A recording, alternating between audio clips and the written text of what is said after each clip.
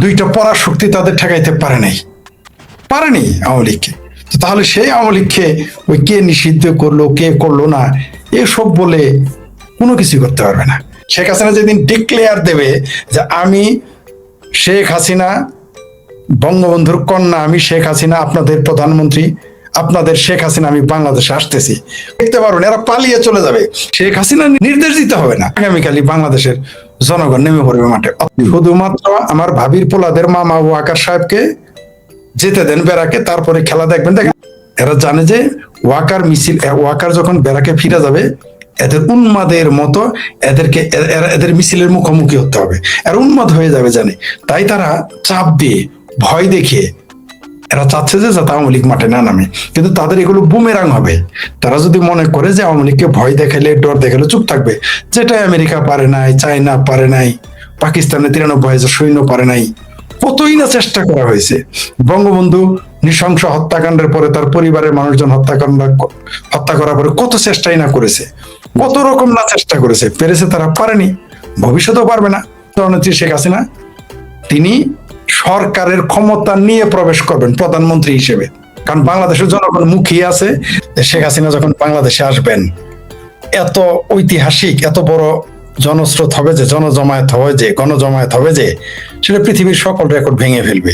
এমনকি তাকে 3 দিন, আরো এর সাথে আমি যোগ করেছি 3 দিন তাকে মানে জননেত্রী শেখ হাসিনাকে মানে বিমানবন্দরেও রাখা যাবে না, তাকে সরাসরি টঙ্গী ইজতেমা ময়দানে নিয়ে যেতে হবে, কারণ জনগণ তাকে যেতে দেবে না, দেখার জন্য, এক পলক দেখার জন্য বসে থাকবে। আর আপনি যেটা বলেন উত্তরা বা গাজীপুর বা নারায়ণগঞ্জ আটকাবে, আপনি কি কখনো ভূমিকম্প আটকাইতে পারবেন? বন্যা আটকাইতে পারবেন না। তেমনি ঝড় তুফান আটকানো যায় না, তেমনি শেখ হাসিনার আগমন আটকানো যাবে না। আর যেটা বললেন যে জামাত তো চাচ্ছে না, বিএনপি চাচ্ছে না, পুলিশ সেনাবাহিনী চাচ্ছে না, তারা তো চাইবেই না। তারা কেন চাইবে? আর তাদের কথাতে তো আর জননেত্রী শেখ হাসিনার আগমন থেমে থাকবে না, তাদের কথাই তো আর জনগণ শেখ হাসিনাকে অভ্যর্থনা জানানোর জন্য এয়ারপোর্টে যাবে না। এটাকে আপনাকে কে বলো? দেখতে পারবেন এরা পালিয়ে চলে যাবে।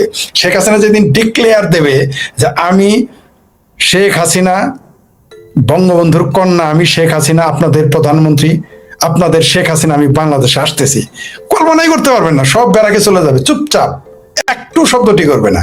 কিন্তু তিনি কবে আসবেন সেটা প্রশ্ন। তবে আমার ধারণা তিনি আসবেন, কারণ তিনি দেশকে ভালোবাসেন, তার চাওয়ার পাওয়ার তো আর কিছু নাই। আমি বারবার বলে এসেছি বাংলাদেশ আওয়ামী লীগ হচ্ছে জনতার তৈরি করা জনতার দৈত্য। আপনি তাকে কখনো বোতলে বন্দি করতে পারবেন না, সেই সুযোগ নেই।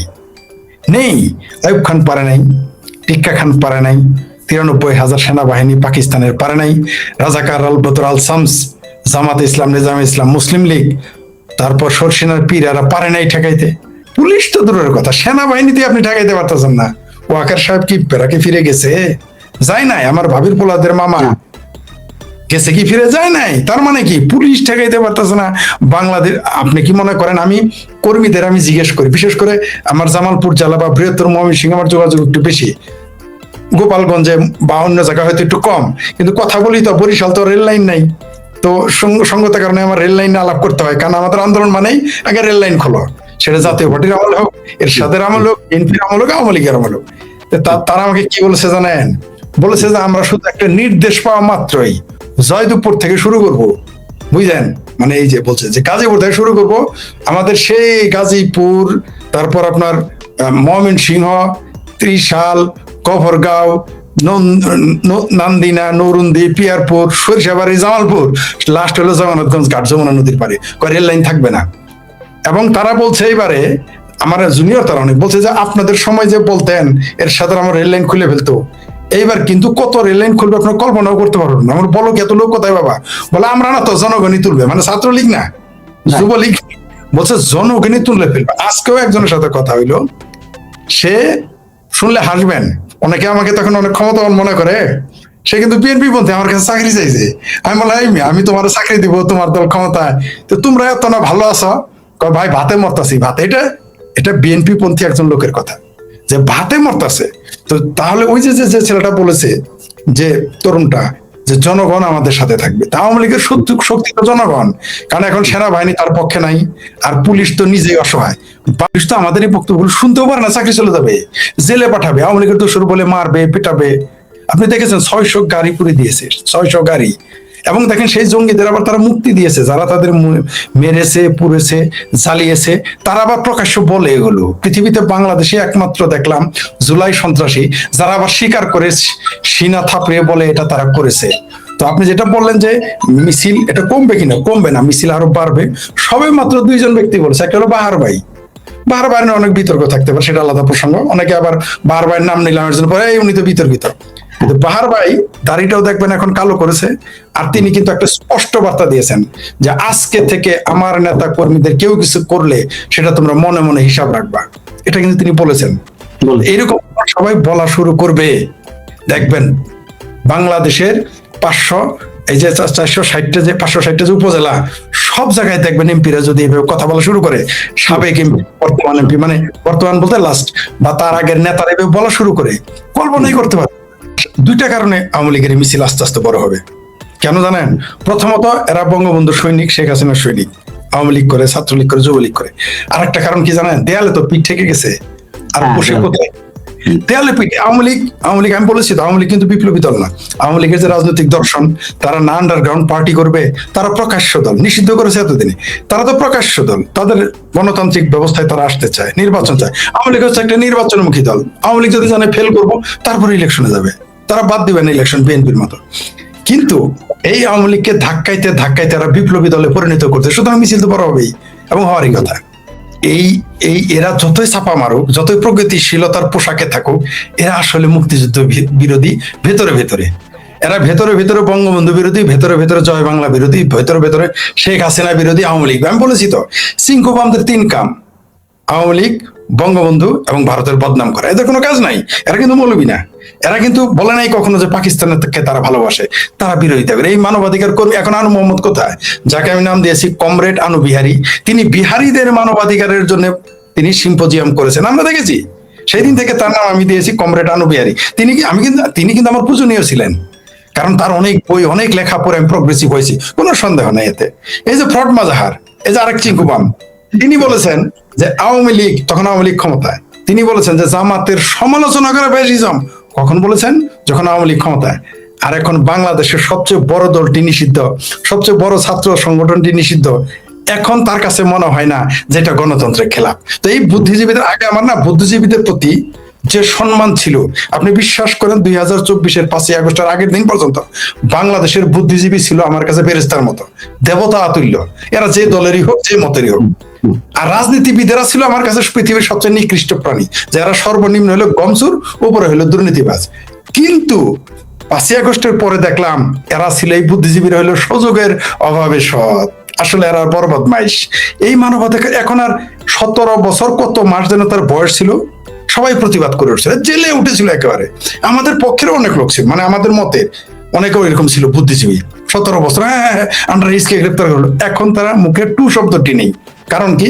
কারণ এদের যত চেতনা জাগে, এদের যত জজবা জাগে যখন আওয়ামী লীগ ক্ষমতায় থাকে। যেমন ধরেন মুসলমান প্রেম, ইসলাম প্রেমের জজবা এদের জেগে উঠেছিল যখন আওয়ামী লীগ ক্ষমতায় ছিল, রোহিঙ্গাদের পাঠিয়ে দিয়েছিল। কিন্তু এখন কিন্তু 1 কোটি মুসলিম অনুপ্রবেশকারীকে ভারত পাঠাতে চায়, এখন জজবা তাদের জাগে না। 17 বছর 7 মাস বয়সী শিবিরের জঙ্গিদের যদি গ্রেপ্তার করে, এমনকি বাধ্য হয়েছে সরকার তাকে ছেড়ে দিতে, বাধ্য হয়েছে। আর এখন 8 বছর, 10 বছর, 12 বছরের ধরলে গ্রেপ্তার করলে কারো মানবাধিকার জাগে না, কারো শিশু অধিকার জাগে না। অথচ তারা কুত্তার অধিকারের জন্য লাফালাফি করা লোক আমরা দেখেছি। কিন্তু এখন আমরা কোনো মানুষের জন্য, ওই যে আপনার কুকুরকে খেয়ে ফেলেছে মাজার প্রাঙ্গণে, তার জন্য আমিও প্রতিবাদ করেছি, প্রতিবাদ করা উচিত। কিন্তু মানুষের বেলায় তাদের মানবাধিকার এখন জাগতেছে না। জেলখানা আমরা দেখেছি যে আকরাম, আপনার মনে থাকার কথা, কি যেন আকরাম নাম, কমিশনার, কাউন্সিলর, তার সে ছিল হইল ইয়াবা ডিলার। তার ক্রস বাংলাদেশের সব মানবাধিকার কর্মীর কলিজা ফেটে গিয়েছিল, ফেফড়া গুর্দা সব ফেটে গিয়েছিল। কিন্তু এখন যে এই যে ছাত্রলীগ করার দায় বাপকে মেরে ফেলে, আওয়ামী লীগ করার দায় বাচ্চাকে মেরে ফেলে, আওয়ামী লীগ করার জন্য 1 বছর ধর্ষণ করতে থাকে তার বউকে, এখন কারো মানবাধিকার জাগে না। সব মানবাধিকার, সব গণতান্ত্রিক অধিকার, সব সাংবিধানিক অধিকার, ভোটের অধিকার কেবল দরকার যখন আওয়ামী লীগ ক্ষমতায় থাকে। এছাড়া এদের দরকার নেই। এই দেশের সুশীলরা হচ্ছে, আমরা মোল্লারা, এরা অনেকে বুঝে না বা তাদের মগজ ধোলাই করে, তাদের বিষয় আলাদা, কারণ তারা পশ্চাৎপদ চিন্তা চেতনায় থাকে। কিন্তু এই বুদ্ধিজীবীরা এরা তো মাদ্রাসায় পড়ে না। এখন সলিমুল্লাহ খান কোথায়? এখন সলিমুল্লাহ খানকে খুঁজে পাওয়া যায় না, কমরেড আনু বিহারীকে খুঁজে পাওয়া যায় না, ভণ্ড দৃক শহীদুলকে খুঁজে পাওয়া যায় না, আরো যারা আছে, আরো যারা আওয়ামী লীগের সরাসরি সুবিধাভোগী ভোগী মানবাধিকার কর্মী গণতন্ত্রের ঠিকাদার একজনকে আর খুঁজে পাচ্ছি না। এটা আমাদের জাতির দুর্ভাগ্য। 5ই আগস্ট না আসলে আমরা এগুলো জানতে পারতাম না। সেই জন্য বলেছি, আমার কেন যেন মনে হয় 5ই আগস্ট এই জাতির জন্য সৌভাগ্য বয়ে আনবে, আওয়ামী লীগের জন্য সৌভাগ্য বয়ে আনবে, সাপে বড় হয়ে যাবে। তবে আমাদের মূল্যটা একটু বেশি দিতে হলো। আওয়ামী লীগকে সহ্য না করার পারার তাদের 2টা কারণ আছে। প্রথমত, এই বিএনপিটা জন্মই হয়েছে তো আওয়ামী লীগ বিরোধিতার জন্য। বিএনপির জন্মই হয়েছে জয় বাংলা স্লোগানের বিরোধিতা করার জন্য। ছাত্র দলের এক নেতাকে বলতে শুনলেন না? সে তো ধর্মের মতো বলতে পারে না যে জয় বাংলা স্লোগান দিলে কাফের হয়ে যাবে, এটা হিন্দুর স্লোগান বলতে পারে না। তাই সে কি বলেছে? জয় বাংলা তো ভারতের স্লোগান বলেছে না ছাত্র দলের নেতা। ঢাকা বিশ্ববিদ্যালয়ের ছাত্র যদি এইভাবে বক্তব্য দেয়, এর চেয়ে হাস্যকর মূর্খতা কি থাকতে পারে? জয় বাংলা স্লোগান ভারতের, মৌলবীরা বলে জয় বাংলা স্লোগান হিন্দুর। মানে যে যেভাবে বলতে পারে তারা বলে। তো এদের তো জন্মই হয়েছে বিরোধিতা করার জন্য। এরা তো জয় বাংলা স্লোগানের বিরোধিতা করবে, আওয়ামী লীগের বিরোধিতা করবে। আর এখন তারা মনে করতেছে কি জানেন? যে আর বোধ হয় আওয়ামী লীগ ক্ষমতায় আসবে না, তাই তারা ধরাকে সরাজ্ঞান করে এই কাজগুলো করতেছে। এটা তাদের শুধুমাত্র দল হিসেবে তার রাজনৈতিক ভাবে দলীয়তা না, এরা তো স্টাডি করে না ইতিহাস, নিজের দলের ইতিহাসই পড়ে না। তাদের দলটা কিভাবে সৃষ্টি। আচ্ছা, বঙ্গবন্ধুকে হত্যা করেছে কে? সেনাবাহিনী। জিয়াউর রহমানকে হত্যা করেছে কে? সেনাবাহিনী। তারেক রহমানের মাজার হাড্ডি ভেঙেছে কে? সেনাবাহিনী। তারা তো একটা টু শব্দটি সেনাবাহিনীর বিরুদ্ধে করতে শুনেছেন। তো এই দলটা নিজেই তো দেউলিয়া। এই দলটা এতই দেউলিয়া যে আমার ভাবির পোলারা তাদের গালি দিতে দিতে, এই পাটোয়ারি নাকি, পাটোয়ারি নাম, ডারবি নাকি নাম, যে নাকি রুটি কলা বিক্রি করে ডারবি সিগারেট খাইতো। অবশ্য এখন তারা সব জমিদার। ওই যে কি যেন গণরীয় অধিকার পরিষদ নাকি গণ অধিকার পরিষদের আশায় এখন বিএনপি করে। সে তো বলেছে যে এদের মেসের টাকা সে দিত, মানে যে ছেলেদের টাকা আসতো এই গণ অধিকার নাকি গণরীয় অধিকার পরিষদ নামের একটা তথাকথিত পার্টি, তাদের টাকা এরা চলতো, মেসে চলতো। আর বিএনপির নেতা বলেছেন যে লোকাল বাস এরা থাকতো শিবিরের মেসে, চলতো লোকাল বাস। আজকে তারা হেলিকপ্টারে চলে, 48 ঘন্টায় 6 বার হেলিকপ্টারে উঠে। এদের 150 প্রাইভেট কার লাগে। এদের আবার রাজহাঁসের মাংস ছাড়া পেটে ভাত যায় না। পান্তা ভাত পাইতেও কিনা যথেষ্ট সুন্দর ছিল, এখন তারা রাজহাঁস লাগে তাদের খাইতে। তো এরা দুনিয়ায়, তো এরা গালি দিতে দিতে বিএনপির একজন নেতা আপনার মির্জা আব্বাস সাহেব, তাকে গালি দিতে দিতে কমায় পাঠাই দিছে, টু শব্দটি করতে পারে না বিএনপি। তো এরা তো আসলে দেউলিয়া, কিন্তু একটা জায়গায় তারা বিরাট শক্তিধর। সেটা কোন জায়গায়? মুক্তিযুদ্ধের বিরুদ্ধে অবস্থান নেওয়ার জন্য। কোন জায়গায় 32 নম্বর বাড়ি ভাঙার পক্ষে অবস্থান নেয়। কোন জায়গায় 72 সংবিধানের সমালোচনা করে। আবার এই যে ইদানিং আবার ওই যে প্রথমে করতো ছাত্রলীগ, তারপরে হইলো কি গণ অধিকার পার্টি নাকি গণরীয় অধিকার পার্টি, তারপরে এখন বিএনপি করে, এখন বিএনপির মন্ত্রী বিপিনুরার কথা বলতেছি। বিপিনুরা আজকে কি বলছে শুনছেন তো? আমরা তো আওয়ামী লীগকে নিষিদ্ধ করি নাই, বিএনপি তো আওয়ামী লীগকে নিষিদ্ধ করেন, ওটা তো ইউনুস করেছে। তো ইউনুস করেছে, তুমি তো আটকে রাখছো, তুমি ছেড়ে দাও। মানে বিষয়টা এরকম, আপনি একটা বাদ দিয়ে গেছেন, ওই বাদটাকে বললাম আমি তো বাদ দিনে আপনি দিয়েছেন, তো বাদটা খুলে দেখি তারপরে। মানে এই যে এরা যে কত বড় দেউলিয়া হলে, কত বড় দেউলিয়া হলে এরা নিজেদের এমপি কে গালি দিলে কিছু বলার সাহস পায় না, প্রধানমন্ত্রীকে কুলাঙ্গার বললে কথা বলার সাহস পায় না। আপনি জানেন যে 60 কোটি টাকার জাহাজ যেটাকে ভেঙে এখানে আমরা, আপনি জানেন যে এই যে ভাঙারির যে ব্যবসা, সোজা ভাষায় বলি, এই যে লোহা লক্করের যে ব্যবসা, সেটা কিন্তু সারা পৃথিবীতে দেখেন, এখানে 60 কোটি টাকা এনেছে, এটা 120 কোটি টাকা বিক্রি করতো, সেখানে লেবার কাজ করতো, সেই জাহাজটাকে ফেরত দিয়ে দিল। টু শব্দটি করতে পারে নাই, টু শব্দটি করতে পারে নাই।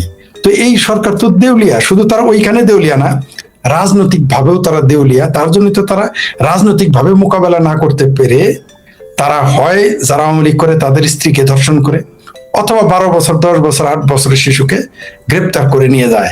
কারণ তাদের মুরুদ নাই আওয়ামী লীগের বিরুদ্ধে কিছু করার। আসলে ভয় পেয়ে বিএনপি জামাত এগুলো করতেছে, এটাও সত্য। পাশাপাশি আপনি যেটা বললেন, বিএনপি দেউলিয়া হয়ে গেছে। দেউলিয়া না হলে আপনি দেখবেন প্রধানমন্ত্রীর বডি ল্যাঙ্গুয়েজ দেখেছেন? আমাদের হাতে কিন্তু এখন কোনো ক্ষমতা নাই, না রাজনৈতিক ক্ষমতা, না কোনো মিডিয়া পাওয়ার, কিছুই আমাদের কাছে নাই। কিন্তু আমাদের বডি ল্যাঙ্গুয়েজ কিন্তু তারেক রহমানের চাইতে শক্ত, মজবুত। আপনি দেখেন অন্যান্য মানুষের, তার মার দিকে তাকান, তার মা অশিক্ষিত ছিল, গৃহিণী ছিল, অশিক্ষিত না সরি, মানে কম শিক্ষিত ছিল তার মা, কিন্তু তার মার বডি ল্যাঙ্গুয়েজ দেখেন আর তারেক রহমানের বডি ল্যাঙ্গুয়েজ দেখেন, দেখি কি বুঝি আমরা? দেউলিয়া, সে নিজেই তো দেউলিয়া, তো তার দল তো দেউলিয়া হবে।